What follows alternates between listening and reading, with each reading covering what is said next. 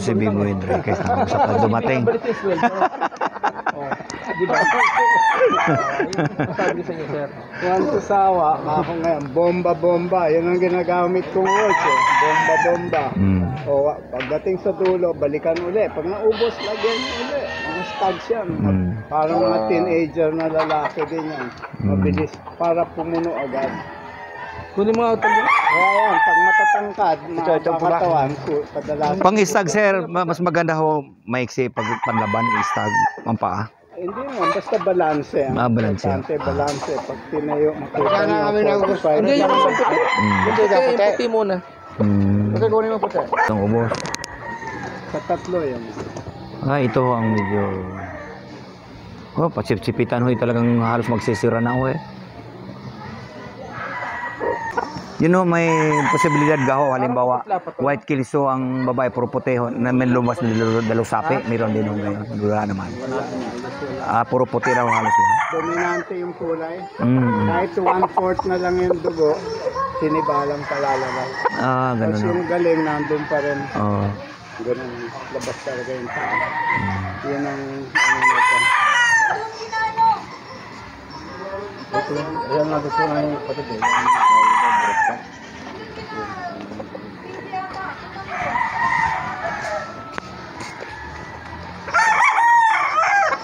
Kulang pa sa dibdib ito eh. Pero mas may dibdib pa siya. Maganda rin.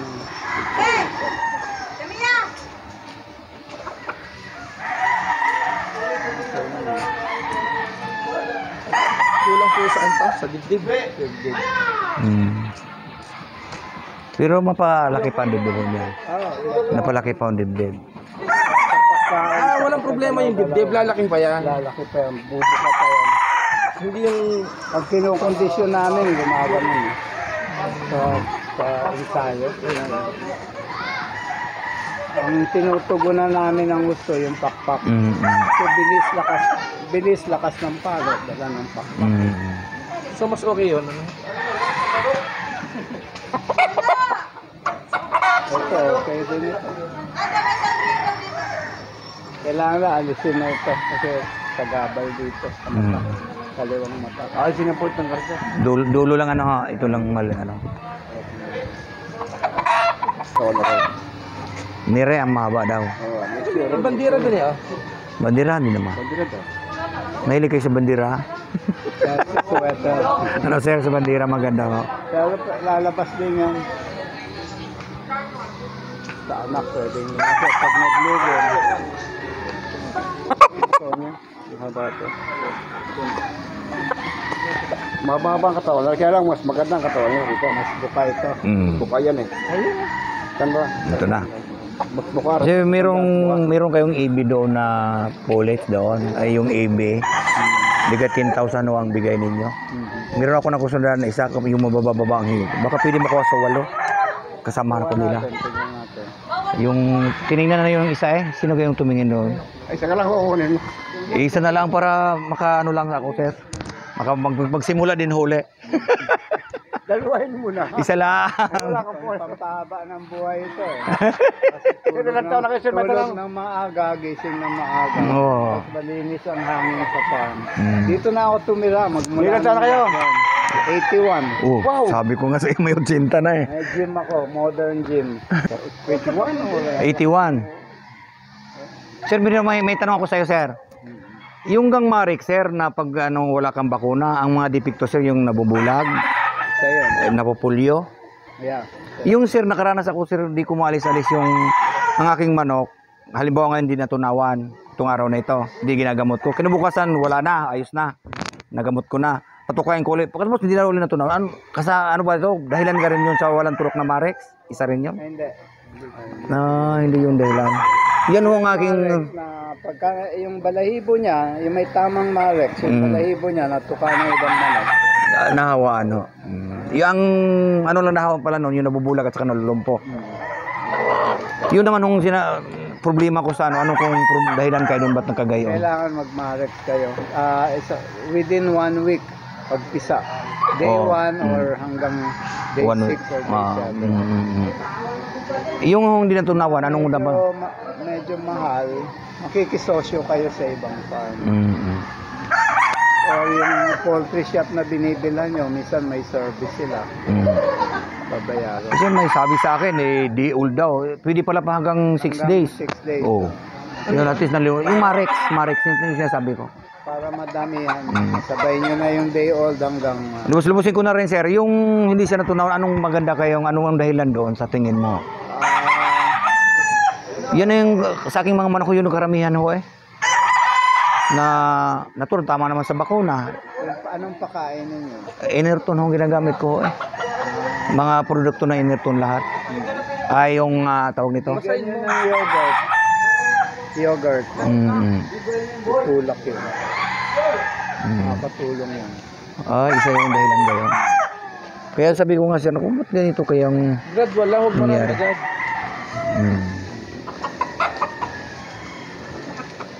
Na pinakuha ko na sir, baka maibigay mo sa akin ng 8,000. Yung AB mo. Ano magandang ka-cross din? Kinuha na yung AB. Yung white sweater, yung aming high action na clean, doon namin minamaximize yung mga puso. High action. Kahit anong blood Magkano line, yung pwede yan. McLean na yun?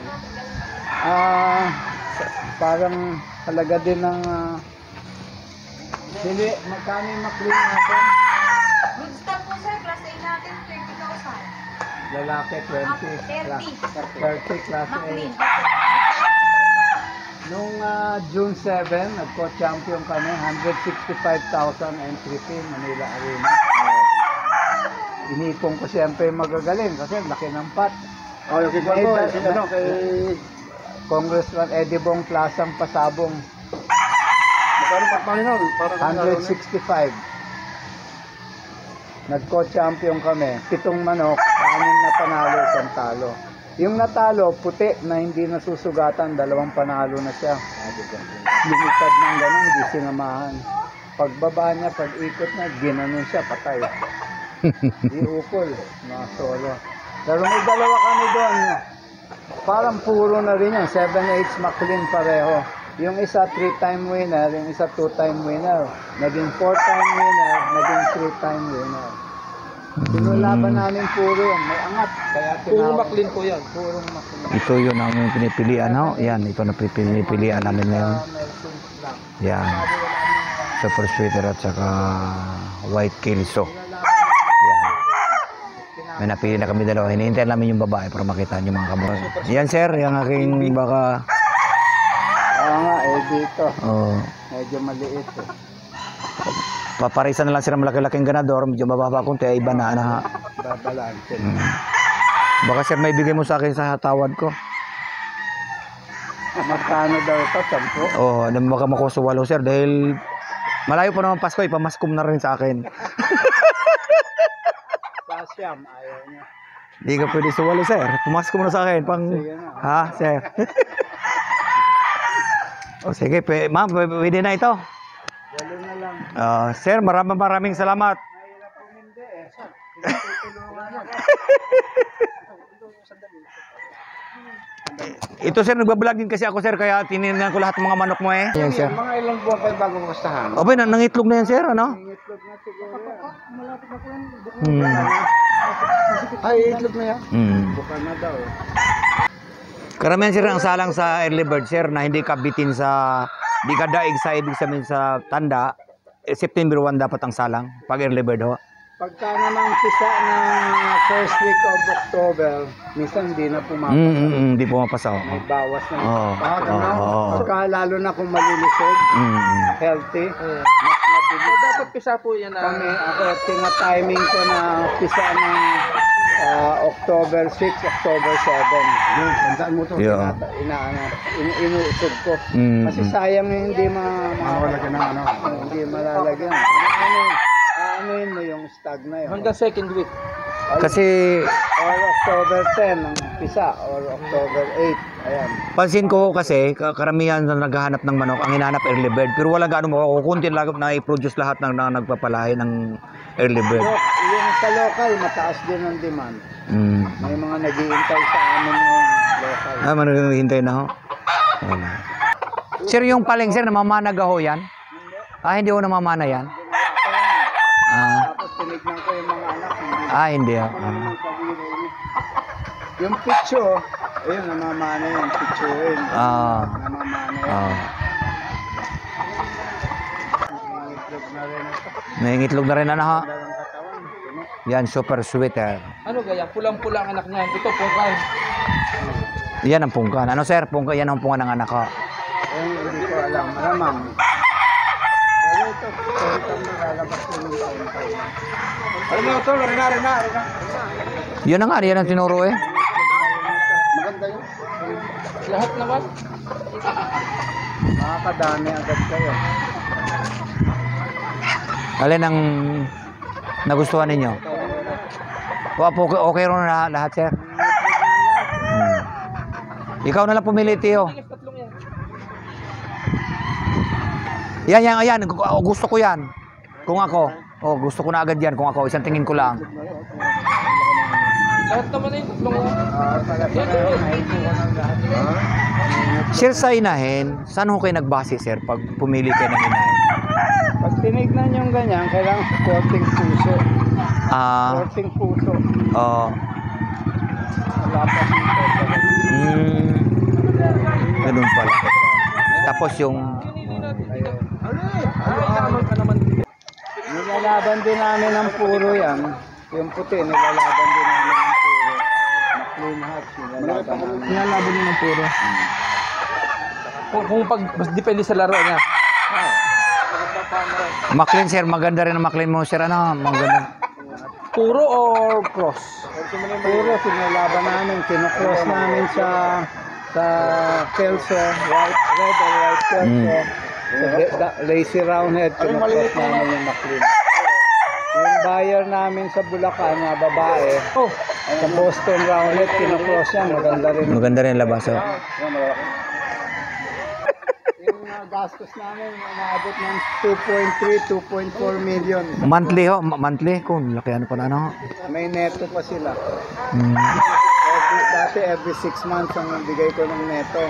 Ngayon monthly na ang neto. Kung laki pala, Kaya ano. hindi na sila umutang. Nangungutang pa pala. May nagbibigay dito, 5-6. Naku, kawawa ho ang magtatrabaho.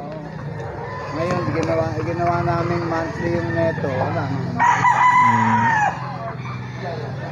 Marami ho kayong magtatrabaho dito. May ilan ho magtatrabaho mo lahat dito, ho. Pati yung arawan sa construction, labing walo. 80. Bukod pa ho yung handler mo, ano ho. Kasama na. Nakasama na ho. Dami pala. Maganda sir ang labas ng Golden Boy. Ipares ko doon sa super sweater. Pwede rin, ano ho. Regaluhan ko kayo ng libro. Nandun yung... Aba, mas maganda sir. Kasi nung araw, nag-eksperimento ako ng process. Ngayon, nag-zero in ko na. Nandun din, may guiding kayo. Bawat bloodline ko sa Mas maganda ho pa. Sige sir. Okay, yan. Ito si Sir Biboy Enriquez. Maraming salamat. Okay, sir. Thank you, sir, ha? Thank you. Salamat, sir. Kita namin kayo sa YouTube palagi. Hanggang dito na lang ang iyong lingkod, si Kabungsang Arnold Sanchez. Bye-bye!